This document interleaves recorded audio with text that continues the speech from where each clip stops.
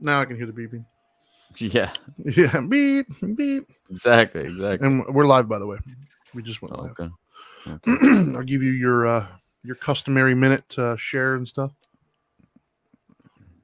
Yeah, And for those of you who are tuning in right now, that's what we're doing. Is we're sharing via Facebook. So if you want to watch it live, you can go to facebook.com/WPSN99. You can also look it up on YouTube or Twitch under Dope and Dharma.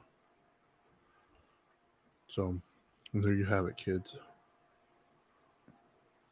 Good times. there we go. Well, I'm ready. I just shared it too. Let's go. Are you ready? Yeah, man. He got me in the middle of a, you know how hard it is to work and watch Clint Eastwood movies at the same time. No, I don't actually. Yeah, I I haven't love watched a Clint Clint Eastwood. Eastwood movie in a long time. I don't know about you. Well, I've seen the newer ones recently, Yeah, but I the new haven't ones seen the old aren't the same. westerns. I haven't seen the Yeah, old westerns in a long yeah, I time. haven't seen the old westerns since I was like a kid. So, anyways, you Yeah, ready? yeah, I'm ready. All right, I'm roll it.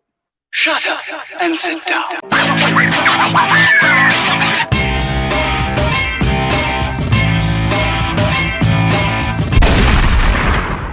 That's right.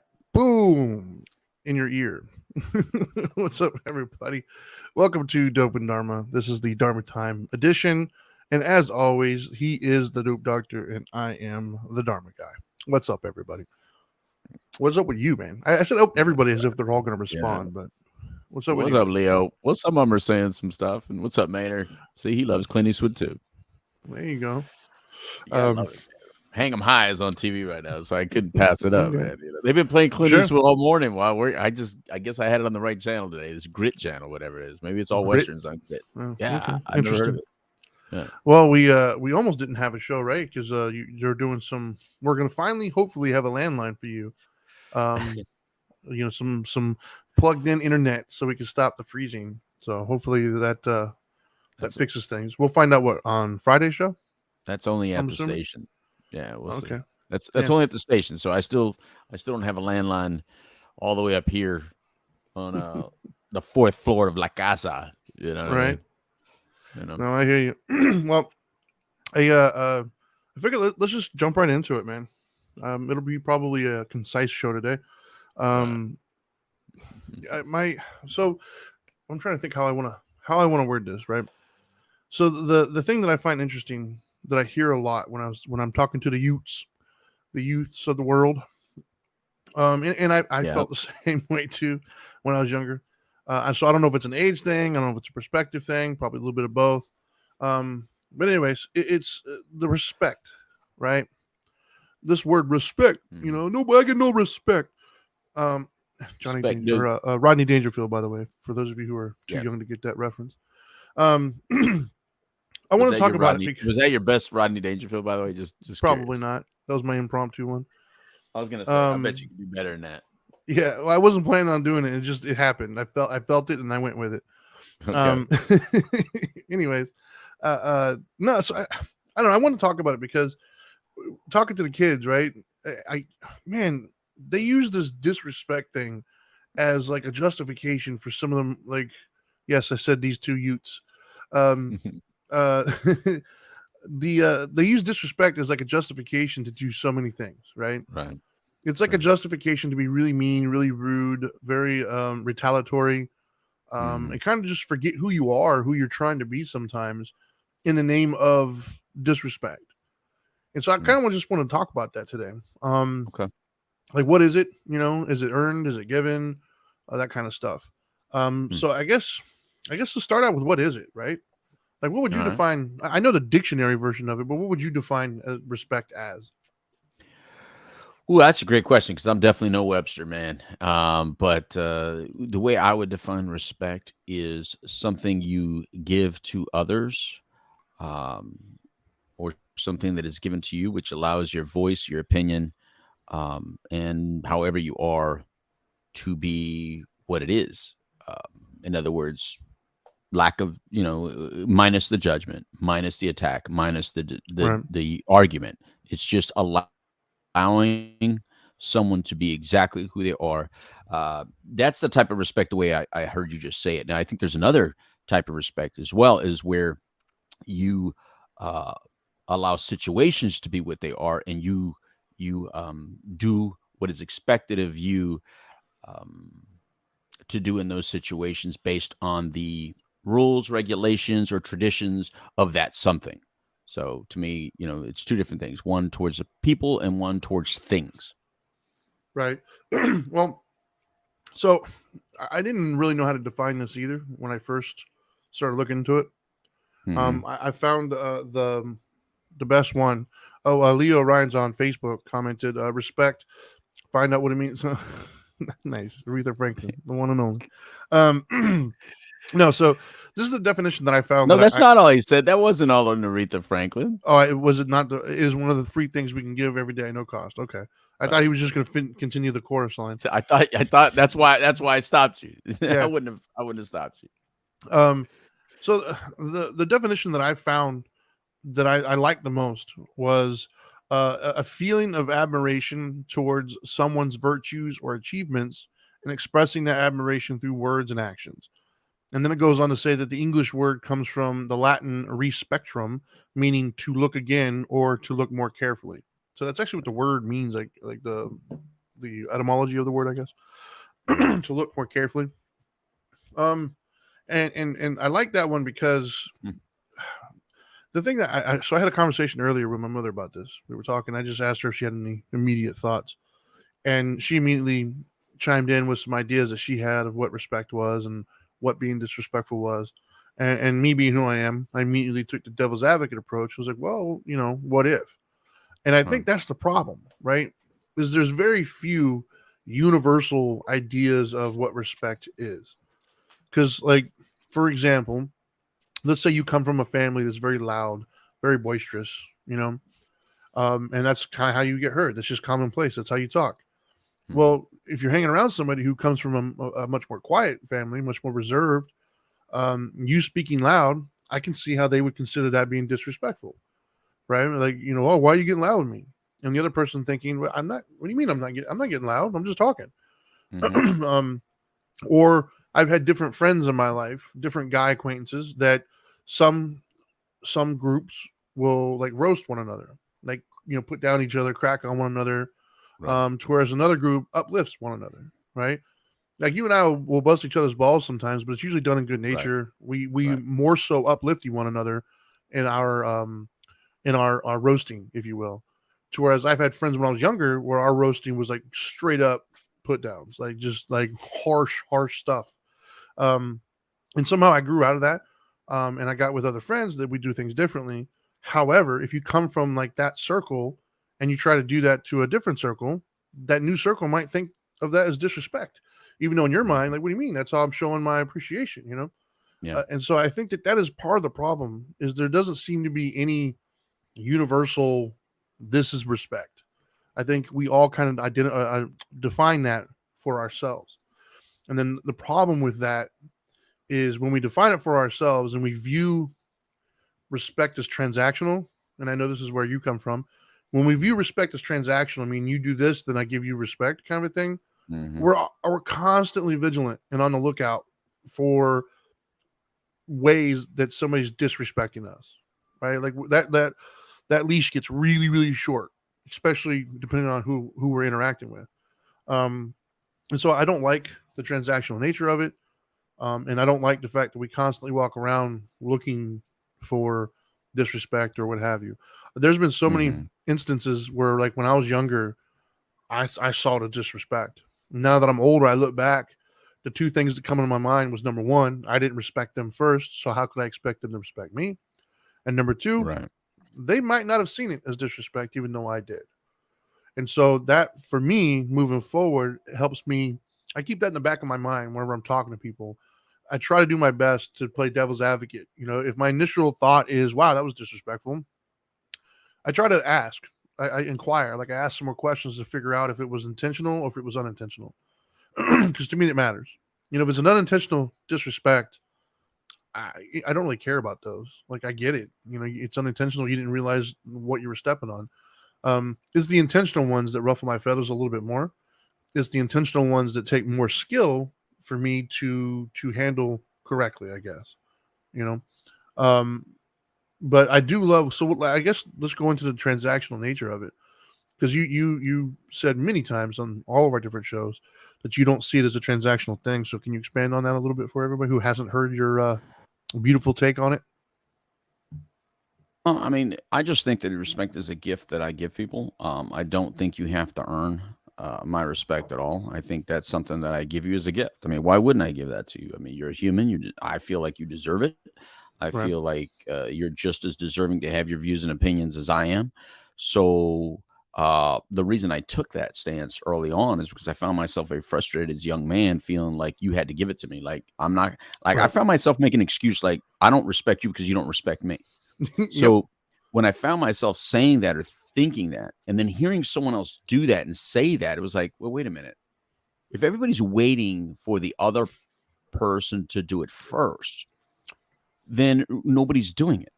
And I'm not a follower, and I don't like anything about following. I like either leading Right. or co-leading. I feel like in my friend group that I had growing up, we were like all co-leaders. I don't feel like there was a one defined leader in Right. my youth, even though one person may have had more money, one person may have had more the bigger vehicle, so they're always driving it. One person may have had all the drugs, one person may have had the party house.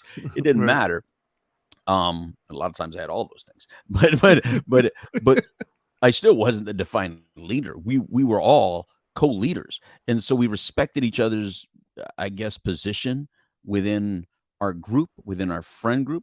Um, so that's where I got it from. Whereas, I think in the family where I was raised, it was based on position of birth, and I'm fine with that. Like my brother's child one, I'm child two, which to me that's what it defines me as a number two rather than number one. And I'm not saying I'm a shit, maybe I am, but I'm a number two rather than a number one. But the point is that I think that if we all give it as a gift to somebody else, it'll be a lot easier to um if you want to take it back, you take it back based on whether you feel like they're continuing to deserve it or earn it. But if you wait for them to earn it or deserve it before you give it, then you are a problem. You are part of the social problem, which we call aggression, which we call division, which we call disrespect.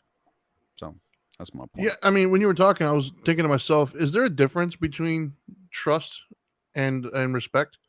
Because I think there is, right? I think that maybe that's part of the problem is we confuse two different things. Like I respect people, but I don't know Hmm. if I trust them immediately, right? Like I have a certain Right. baseline of trust, but like I'm not going to trust you with my vulnerabilities right away, kind of a thing. I think that's what I think that's the difference, right? Because there is a respect to me, like the way I show my respect, the way I view it is you have just as much right to exist in this world as I do. I'm obviously biased to my perspective, but I'm aware. I have enough humility to know that my perspective is not the only one, and it's probably not even right all the time. Like I know that, and so I try to operate under that basis. Like I try to operate under the Hmm. guise of your respect is equally as valid, and so Right. I think that's what gets a lot of people in trouble. What's up? I wanted to answer that, what you said. Yeah, yeah. What did Go you ahead. say? That it's the same as what? Is there a difference between trust and respect? Um, and I'm pretty sure I've shared this with you as well. I'm not sure because my memory really sucks because I had this thing, Trent, I had this thing. Yeah. But trust to me is another thing that I give you. Now, Right. now there's a variation on the trust one that there's not on the respect thing. The variation on the trust thing is that when I say that, I'm not trusting you with my money. I'm not trusting you with the keys to my home. I'm not trusting you with my vehicle. But as far as the way I view trust, which is I allow you to be, again, very similar to respect. I allow you to be who you are, and I allow you to be who you are based on that. Meaning, if you're a thief, I trust that you're going to stay a thief. If you're a liar, I trust that you stay a liar. You know what I mean? So the point is that uh, you don't have to earn my trust either. That's another thing that I give to you freely on a very small scale, but I give it to you. Right. And if you violate that, well, then that just says I'm not going to offer more to you. Whereas Yeah. if you do well with that, then I find myself giving you more and more and more. And now this is not now this respecting and this trust thing is no longer something conscious, by the way, Trinity. This is just how I behave. I'm Right. explaining to you just how I am and how I behave. It's no longer conscious. It was conscious early on when I was trying to not be as angry and therefore not as volatile out there. Because what I found is that the common denominator in all the problems out there was me. So Hmm. I looked for my responsibility in those things so that I can live a more peaceful life. And so these are two things that I found very important, which is respecting other people, respecting who they are and how they are, and also trusting them instead of always thinking everybody had another game, because I was Right. living a double life and because I was not trustworthy in many ways, I felt that others weren't. And all I was doing was projecting my disrespect to others and projecting my distrust of others. And therefore, just not really allowing people to bond to me in a meaningful way. And connectivity is key. We say it all the time here on this show and our other Yeah. shows. Since connectivity is key, and if you come off disrespecting others or waiting for them to respect you, or distrusting others and waiting for them to trust you or to earn it, however that is, I don't know what manual you walk around with saying, here, read this, do this, and then I'll respect you and trust you. But if you're always going to create that division amongst you, then the only people you tend to have that to are the people you grew up with, and then that's it. You'll never develop others out there, or never allow a stranger to get closer. And I just thought that was robbing me of a lot of good interactions and a lot of good people. So those are my takes on that as well. Well, you know what really changed my outlook on respect, though, was for me when I stumbled into spirituality and I started to think or hearing about expectations. Hmm. That was like the wake up call for me. That was the thing that was the catalyst that brought me Hmm. to it. Because at the end of the day, all respect kind of really boils down to is somebody either meeting or not meeting your expectations, right? You have an expectation of how this situation is going to play out or what their behavior is going to do, whatever it is. They didn't do what you thought that they should have done, and then you get upset. Sometimes it's rightfully so. Like I expect when I meet somebody for them not to punch me in the face. And in those drastic situations, obviously, it works out. But like if you expect somebody to care about something the way that you care about it, or view it the way that you view it, or respond Hmm. to something the way you would respond to it, like basically, I read a quote somewhere: "Stop expecting you from other people." Exactly. That's a Um, great quote, by the way. yeah, and I like that because at the end of the day, that's what woke me up with respect was I was expecting me from other people. I was expecting Hmm. my methodology, my outlook, my response to things from other people. Um, doesn't mean that I don't still do that. Like I still want certain things like from my family, my kids and stuff. But I don't get as upset, right? Like it doesn't bother me as much. What I've learned to do now is in my old age here is I speak up, right? Like Right. Right. one time my daughter was doing something, and she did something. I don't remember what it was. It doesn't really matter, but she did something, and I pulled her to the side. I was like, I view that as kind of disrespectful, and this is why. Like I Mm. explained it to her, and I got her take on it, and it was a misunderstanding. She didn't realize that I was going to take it that way, and I didn't realize what she was thinking at the time, and that situation has never occurred again. And that's how I choose to handle things now. Is like, so I still have my expectations. I think as human beings, we're never going to get rid of those, as much as we try. I haven't reached that point in my life yet where I've achieved it. But what I have done is I try to keep in the back of my mind that those are my expectations, and Yeah. some are reasonable for me, and some aren't. Right? Like it might be Hmm. unreasonable to expect a certain thing from somebody else when you don't know their lineage, right? Like where they come from, what they've Right. learned, what this whole because that was the other thing that used to bother me a lot when people would talk about this disrespectful thing, and I'm sure you've heard it a million times before, and all the people you've spoken with, Hmm. they should have known, right? Well, they should have known. I remember the first time somebody said that to me. I can't remember if it was in one of the classes or one of the groups, but I Right. was asking, I was like, "Well, why are you so upset? Like, why did that bother you so much?" Well, they should have known. Right. My first question was like, "Well, why? Like, why should they have known? Like, do you know their entire life history? Do you know everything that they've been through? Do you know Right. that anybody's ever sat them down and taught them that? You're assuming that, but once again, you're asking for you from them.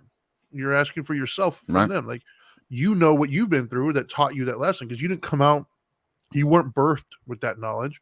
You went through Hmm. some sort of an experience that where it taught you that lesson. You've taken it with you. How do you know that that other person has achieved that same, epiphany, if you will? You Right. don't. And so that like I don't that and that to me I think was what boils down to with respect is this idea of I have formulated already how this situation should unfold. And if you adhere to that, we're good. If you don't adhere to that, I'm going to potentially think that that's disrespectful.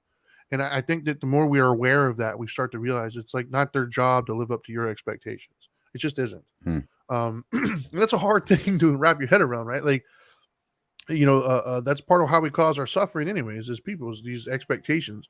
What is in the in the meeting rooms, what they call it, expectations lead to resentments, right? Premeditated resentment. Yeah. Well, and at the end of the day, that's kind of what disrespect, if you will, is a resentment towards the way that person treated you. And it revolves back to, well, why were you expecting differently? That doesn't mean that you don't have boundaries, right? We all have boundaries. We all set certain things that we deem acceptable or not. Right. But if I just met you and you crossed what I feel to be a line, I'm not going to go off as if you already knew that line existed. I'm instead going to inquire why you crossed that, what your mindset was. And if it was nefarious, then I'm going to let you know that's unacceptable. So if you want to continue to interact with me, then you're going to have to go about it a different way. But if I find out that it was unintentional, then it's kind of hard to get mad at somebody whose story you know. You know what I mean? What are your thoughts, man? Well, I like what you said right there, that one quote, and I think that's why it was written right there, to stop expecting you from other people. Because not only do you hear people say they should have known better, but you also hear them say a lot of times, I would never do it that way, or I would never say it that way. And then so if you're an individual that finds yourself often upset and saying that, I would never talk like that, I would never say that, I would never behave that way, then you are one of the people that are expecting you from other people. And that can cause your own personal suffering. That can cause your own personal discomfort in your life. And that's something that's under your control. No, you can't control that person's behaving like a jackass, in your opinion. You can't stop that. You can't prevent that. But what you can prevent is your expectation that they're going to behave and act exactly like you. And I think that's a really mature viewpoint. And I think all of us may falter at times. I mean, there may be some Gandhis out there that could do it really well, but I'm not one of them. Me either. And I haven't met one either. Yeah, but I do, at least if I find myself thinking that sentence or saying that sentence out loud, I take issue with it. If not at the moment, because I might be emotionally charged at the moment, later on when I rethink it or process through it, if that thought is in my head, I would never act like that, and that's why I'm frustrated. I would never say that, and that's why I'm frustrated. Then I kind of back off. Now, that being said, there are certain people that you've given positions to, and you have certain desires in that position, but I think you need to explain that position to other people. So, for instance, in a relationship, if in a relationship you pick a person a certain reason why, and therefore you want a certain, I don't know, a style of conversation back to you, and that's not happening, then you need to explain that. Say, this actually makes me feel very uncomfortable, and this is why it makes me feel uncomfortable. This actually frustrates me when you talk like this to me. Let me explain to you why. Like, for instance, a common one in relationships is when a person says "you never" or "you always." If you're in a relationship conversation, the person's saying "you never" and "you always," and it really just bugs the crap out of you. That's a conversation you need to have calm, like when everybody's feeling good, because if you're having it at that moment, it never goes anywhere. I mean, having conversations with somebody that their voices is going higher, the common trick in counseling is you go lower. You know what I mean? You get lower. So they have to like calm down in order to hear you. But I violate that one all the time, because it's like I like to be the loudest one as well. You know what I mean? So if the voice goes loud to me, then I want to, you're not allowed to be louder than me. Yeah. So, but later on when I'm processing, I'm thinking, geez, I just played this game, man. I played the game, and so both people become wrong. Because you're each expecting the other person to eventually stop from going higher and going, oh, you're right. Let me back off. And that clearly is a rarity. That is as rare as me going in the backyard and striking gold, oil, or finding a blood diamond. Yeah, exactly. Yeah, I think my mother was telling me a story. So she used to work in the jails, for those of you who don't know. And she said the same thing that you were saying was, it always amazed her on how frequently she would see like fights and stuff between inmates. And when you talk to them, they were like, "Oh, well, you disrespected me," blah blah blah.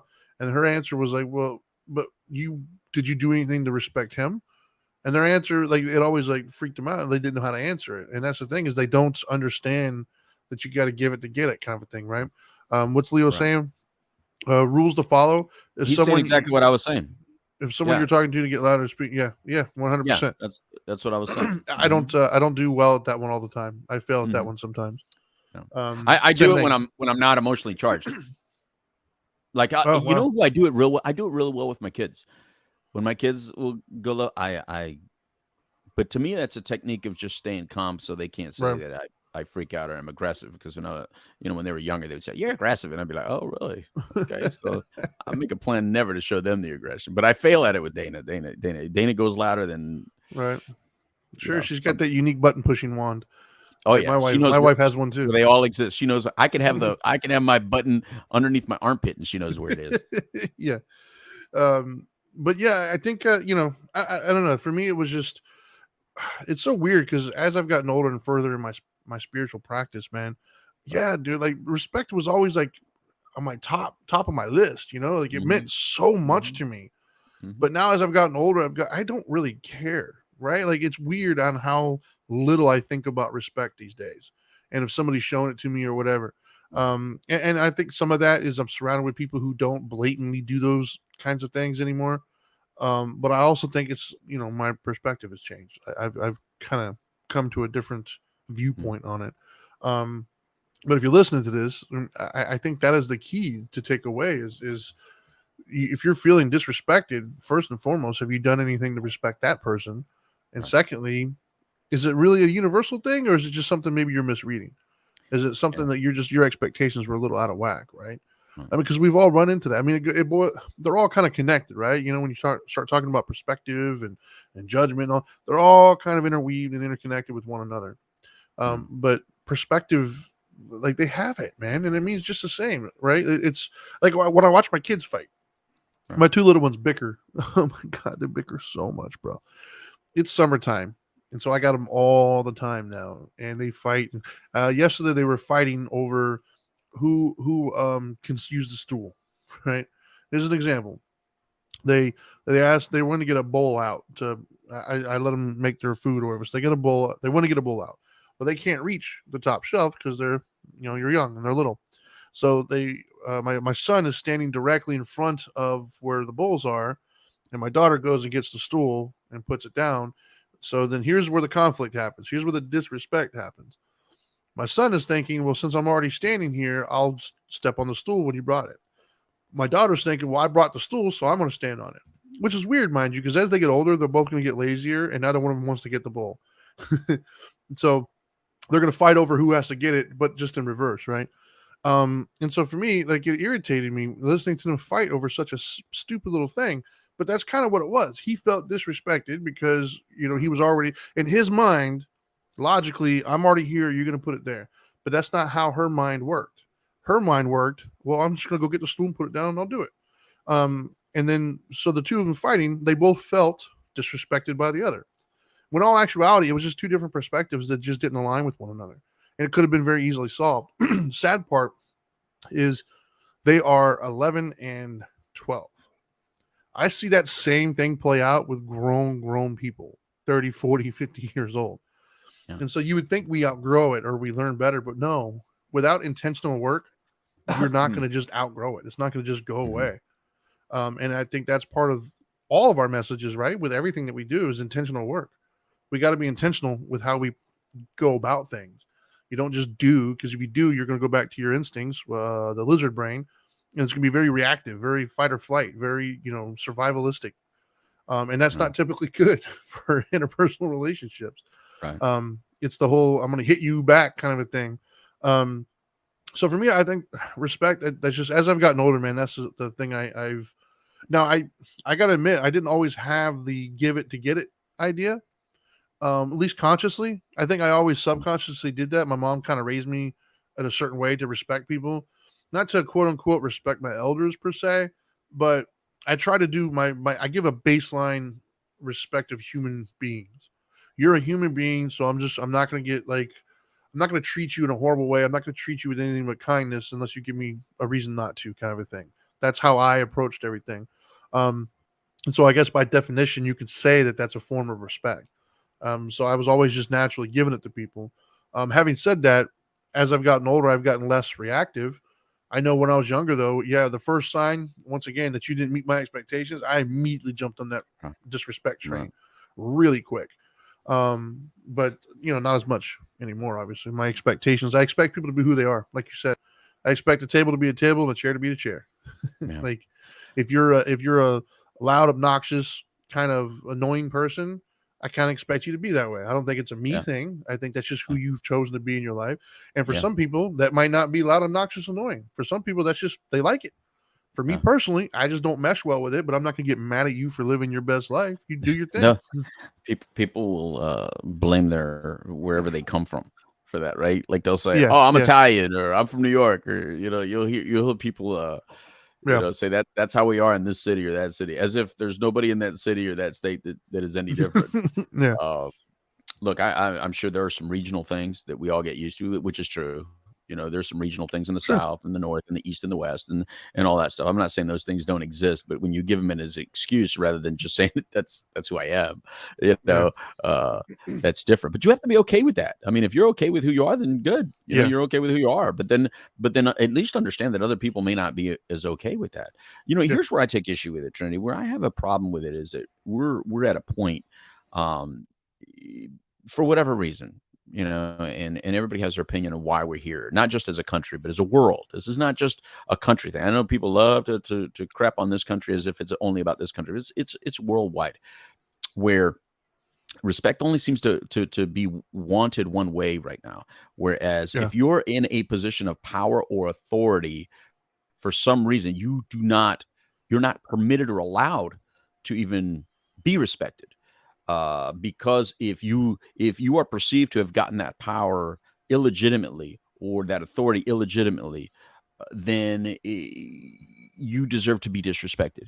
And the respect has to come to me on this side because I am not in a position of power, or historically I have not felt respected as a people or a population. So I think that is a problem to me, and I'm going to Right. explain some reasons why. And I'm not going to go into political mode yet unless we go there. But I could say, like, you ever watch that show 90 Days, Which one? 90 Day Fiance? 90. No, I've I seen think I've bits and brought it up a pieces. couple times on this show My because wife watches it a lot, but I've yeah, seen bits and there's pieces.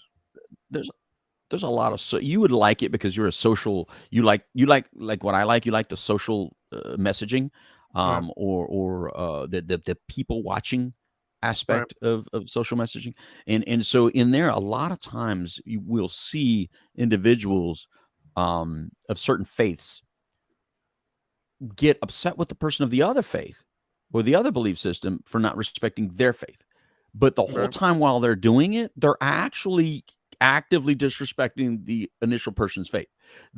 Not knowing is not a form of disrespect, by the way. If a Right. person does not know how you think, see your traditions, that's not a sign of disrespect. They just don't know. For instance, handing someone money rather than putting it on the counter and allowing you to pick it up money. A matter of fact, if you'd be handing me money and put it on the counter rather than give it to me, if I didn't know that in certain cultures it is disrespectful to actually hand it to me, instead it's put down on the counter, I would think you're disrespecting by not putting it in my hand.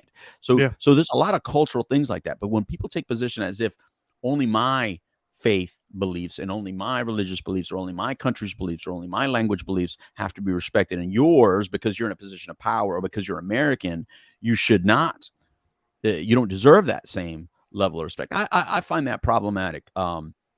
As equally as I find problematic as when, and I used to hear it a lot as a kid, because I have family members that never learned to speak English in this country. And so when I would hear, if you're going to be in this country, you got to learn to speak English. I'm thinking, well, actually, you don't have to.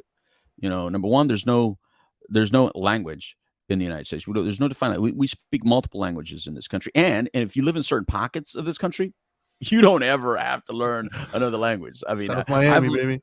brother, I've lived in pockets in this country where you are just fine, never, ever, ever embracing another language or another bit of a culture. There is a small cultural difference because of availability and some influence. But since my family comes from the northern part of Mexico and from Puerto Rico, which is an Americanized Latino country, those things are already kind of there. They're small already, Americanized. But as soon as you cross that border into El Paso, there's some massive changes. As soon as a Puerto Rican goes into New York or Florida, there's some massive changes. Now, when you go back, you see them and they're very obvious. So I guess what I'm saying is, no, you could live somewhere without speaking a certain language. You could exist Right. somewhere in embracing your particular faith and your religion, but don't expect everybody to treat you a certain way just because you're that religion, that culture, or that language. That's not the way it's going to work, because you're not doing it either. You know, where you see it a lot, Trinity? Matter of fact, I'll give you one that you see it a lot. People that absolutely are like anti-Christian, and I'm Right. not a Christian, but I have found myself defending Christians more and more in the Right. last 10 years than ever before, because of the complete disrespect and attack that I see them get. Now, I'm not saying that Christians have always been innocent in their history, Right. but I see a hell of a lot more evidence of people attacking a Christian and their beliefs and making fun of their beliefs and their thought processes Right. than any other culture out there. I see defense of Muslim religion. I see defense of Jewish religion. I see defense of the absence of religion. But I do not see people defend Christians at all, Yeah, I don't think I constantly see much attacking of that them. either. The only people I see defending Christians are Christians. Yet I Right. do see people that are not Christian or not even of any religion defend Jewish people or defend Muslims or other faith. So why the attack on Christians? Because of historical value? Because of what you perceive about them? I just think that is a form of people disrespecting others for no reason other than your personal stuff, and that's your Right. personal hatred. That means you're just a hateful person, or were disrespected maybe when you were a little child or whatever, or you perceive something that they're saying to be disrespectful towards you. Therefore, you feel validated in being disrespectful or hateful towards them, which I just find that very immature. It's Sure. a poor way to teach your children. I think it's a poor way to teach your children. Yeah. Well, I think that kind of goes back to what I was saying at the very top of the show too, and that is, respect. There's no universal one, right? Like, have you ever been driving? Correct. Correct. Have you ever been driving down the street and you see the speed limit, and it's say like 50, No, I've never seen the and sign. then and then you go forward like maybe, I don't know, 100 feet, and now it's like 45. Right. Like within like literally like 100 feet, it'll drop down. Right. If you're not Right. specifically paying attention, you're not going to catch the change. Right. And so if if a cop was sitting right on the other side of the other Right. sign, and you pass through it and you didn't see it and he gives you a ticket, you're going to get kind of frustrated, because you're gonna be like, well, I didn't even know, man. Like, you're giving me a ticket, Right. and literally I looked away for like a second to make sure there's no car going to hit me, and I missed the sign. How did I know right when it transitioned, kind of a thing, right? Right. I feel respect kind of works the same way, right? Is we have like this fluidity, right? It's almost like the line that has been drawn oftentimes with like what is considered harassment versus flirting type of thing. Kind Right. of depends on who you're talking to, all right? So I feel like the respecting is the same way, because even Yeah. each individual, we have different levels of respect Right. versus like other people, right? What I would deem as disrespect from you is different than like a random stranger at Walmart, or Absolutely. another family member, like my kids, or like. And so it's like this really sensitive topic that we need to be aware of, that we're sensitive, if that makes sense. Yeah. Like, I'm aware I have sensitivities when it comes to how I'm being spoken to or behaved with. And that's a me thing. That's not a them thing. So I need to make sure that, all right, maybe I'm a little bit, and it's okay to express that. And, like, I'm Mhm. sensitive when it comes to my wife. My wife can hurt my feelings. There's some things that my Right. wife can say to me, and it has said to me, that stings. And it's blatantly disrespectful. It's my wife, like, she's going to get away with certain things because I'm 100% positive I've done the same to her. Right. But it stings a little bit less, but there's an agreement between us where we come back, right? But I don't have that same agreement with like my neighbor. And so if my neighbor would say something to me like that, my response wouldn't be as forthright, right? Like, Right. and I think that's kind of the problem, is there's no universal standard of respect. And so Right. we have to stop walking around like there is one. We Right. have to admit that it's a very gray area and it's fluid.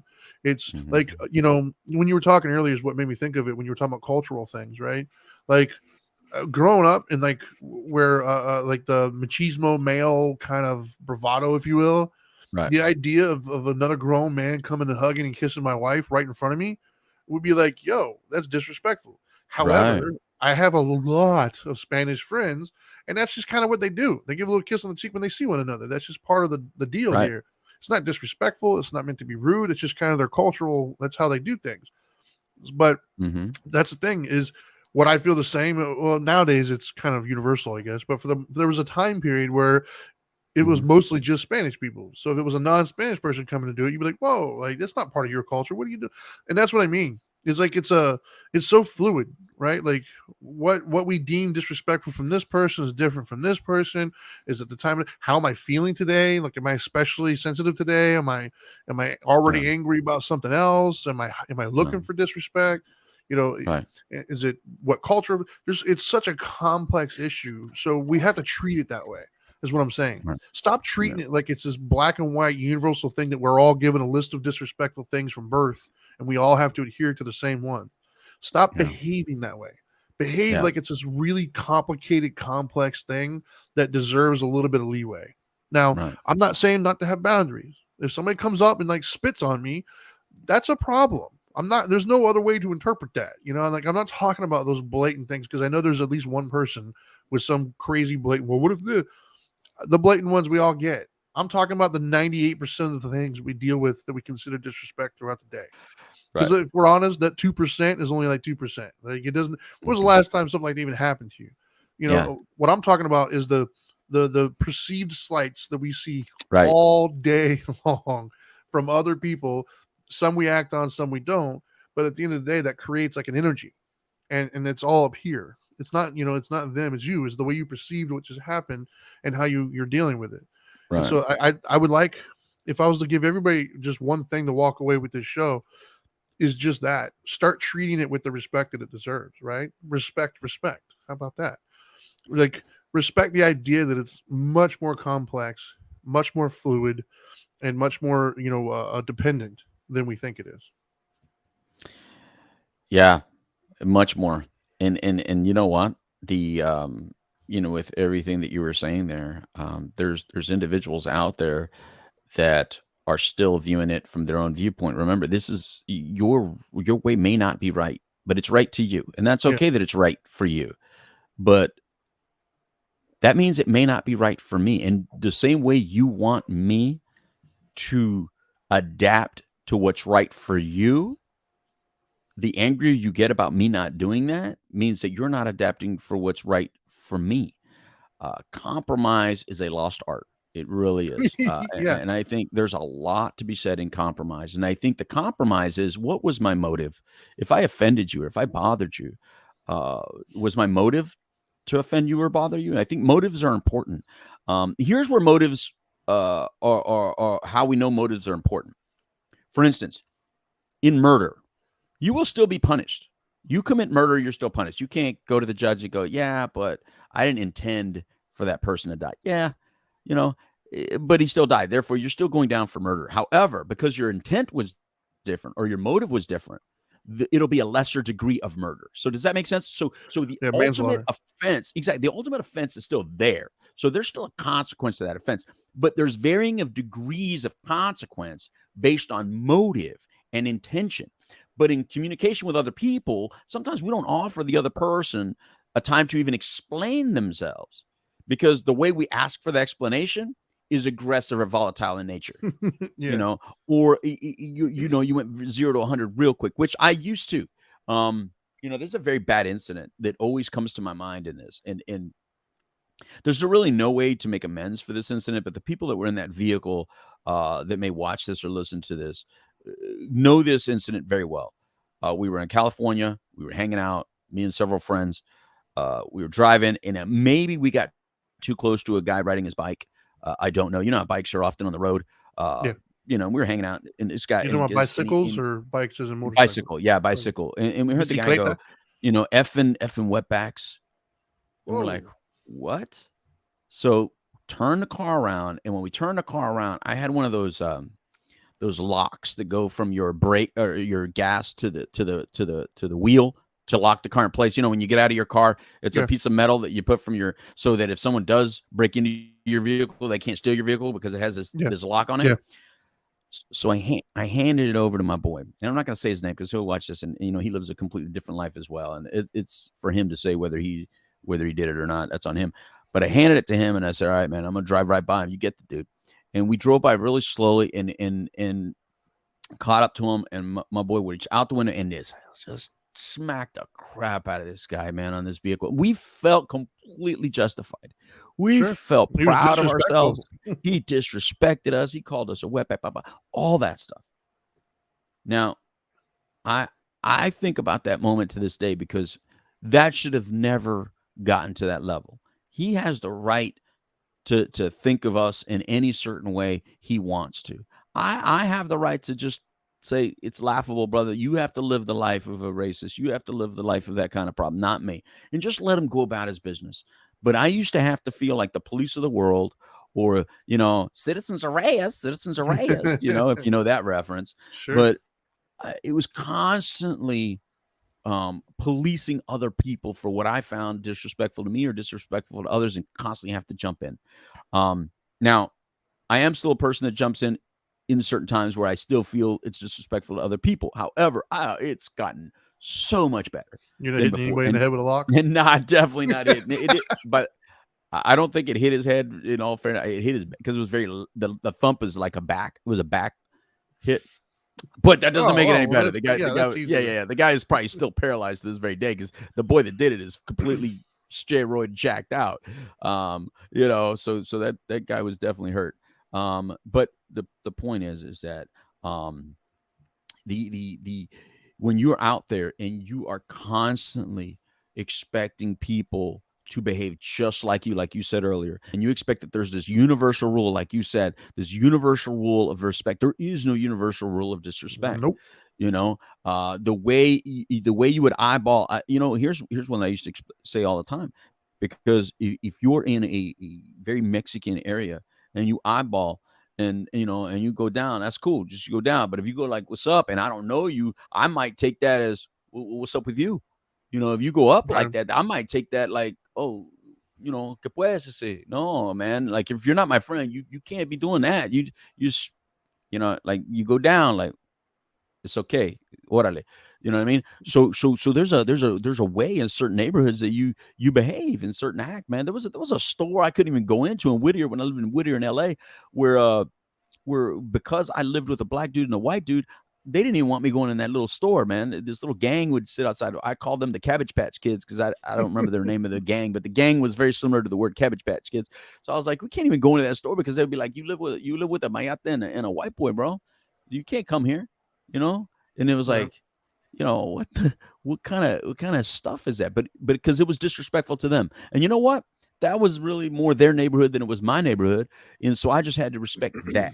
And constantly there's adjustments to our lives where, sometimes it may not be the right thing, but it's the right thing for you at the moment. It's a lot less conflict and it's a lot less problematic if you just abide by it. So there's, I don't know, just be more aware, be more eye-opening to what's going on around you. Well, you don't have a manual hanging off you. No, you don't. Before we cut this off, there is two more things I wanted to touch on before we end it, because I know we're running out of time here. The first one is self-respect too. We didn't really talk on that one yet, but to me, self-respect is kind of just keeping yourself out of situations that aren't good for you, kind of a thing. Doing something today that your future self is going to look back and thank you for. That's how you respect yourself.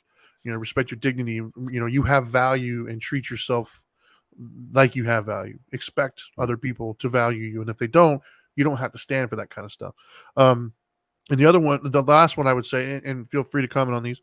The last one, I'm putting them out there because I don't want to forget, by the way, because I don't want the daring thing doesn't work for me. The other one that popped in my head that I wanted to get out there was, and this to me is the most, this is the most controversial thing for me this is probably one of the hardest things I've ever had to do in my life. Like, if I'm looking back on it, all the work that I've done, the internal work, the hardest one, the one that took the most effort, the one that I even resisted more than any other bit of work that I just didn't want to, I called it. I made up my own thing called the okay practice, right?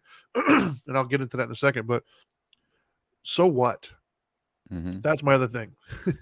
Yeah, we're talking about the interpretation of respect or disrespect. But let's say they did disrespect you. So what? Yeah. Like, and like if the worst thing that's ever happened to you in your life is somebody disrespect. If you're 85, 90 years old and you're sitting there talking to grandkids like, Grandma, what's the worst thing that's ever happened? One time back in the early 2000s, somebody disrespected me.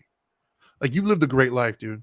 If that's the worst thing that's happened to you, and that was hard for me to wrap my head around, right? I call it the okay practice. And I've given that as homework to many, many different people. And that is there was a time in my life where there was somebody I was interacting with. It was an ex. And they would send messages back and forth that would irritate me. It was like a what I felt to be an improper recollection of the facts, right? Like it just that's not what happened. That's your interpretation of what happened, but I've got the receipts here. You know what I mean? Like I know I got proof that that's not what happened. Um, and there was a moment when I was going back and forth and I was getting worked up, and I haven't been with this person. Like we're ex. Like you're out of my life. Um, and that was the moment I was like, why do I care? I don't care. If that's the thought that you want to have in your head, I don't even care anymore. Okay. So I just started answering okay to things. Like, okay, that's how you feel. Like you're a horrible person. Okay. Now what? Like, okay. That's how you feel. Great. I don't need to change it. I don't need to tell you you're wrong. That is Yeah. your perspective. Okay. I'm going to allow you to have that perspective. And so my point is for me, that's what's putting in that extremely hard work um, is what makes me so calm today when these types of situations arise. Because if I feel disrespected, I can just acknowledge, oh, that stung. That felt like it was disrespectful. Okay, like, and I don't need to do anything about it anymore. I don't need to tell you you're wrong. I don't need to hurt you. I don't need to, whatever. Like I'll explain to you, like very small trivial example. It was with my wife, but yesterday my wife got upset with something. I don't remember what it was, and I think she's stressed out because there's daughters empty nest syndrome, that kind of stuff. And she made a comment, and I was just like, "Whoa!" And it hurt, man. It stung. But instead of me laying in and whatever, I was just like, I explained to her calmly, like, I don't think that was appropriate. I think that was unnecessary. I was more focused on this, and she, within a couple minutes, she was like, "Yeah, you know what, you're right." And the whole mood of the day changed because I didn't feel the need to like drop the hammer, right? But I've learned that through other areas of my life and dealing with that. So the okay practice is by far the hardest thing I've ever had to do. But um, so what? Like this, like Mhm. you said with the people driving by, if they yelled out wetback to you, and like so what? Is it something you liked? No, but you don't have to like it. Is it really going to affect your day? Like, are you going to not get approved for that loan now? Are you not going to be able to like eat later on? Is your job going to fire you because somebody yelled something? No, like there's literally no change in your life whatsoever. So what? Like, who cares? Mhm. Anything you want to say on those two things before we Yeah. wrap it The up? yeah, self-respect thing, especially, and the okay practice. My daughter Zoe does it really well. Let me tell you something. When they do it against you, it's really annoying. So that's how you know it works. But the self-respect thing. Here's how you know you're disrespecting yourself is when when you are disturbed by someone else's disrespect towards you, you are not respecting yourself. Because in order to have good self-respect, that's when you don't allow yourself to get frustrated over someone else's views and opinions about you that they're not really personal. They're not as personal as you think. They may be intentionally a little personal, but not personal enough because they don't know you as well as you know you. They don't Right. know the true you that's inside that you wish they would know, so they wouldn't do that. You're disrespecting yourself by allowing yourself to get upset. You're disrespecting yourself by allowing you to then blow off and do things behaviorally or attitudinally that are going to negatively impact your growth, either professionally, personally, or whatever, socially even.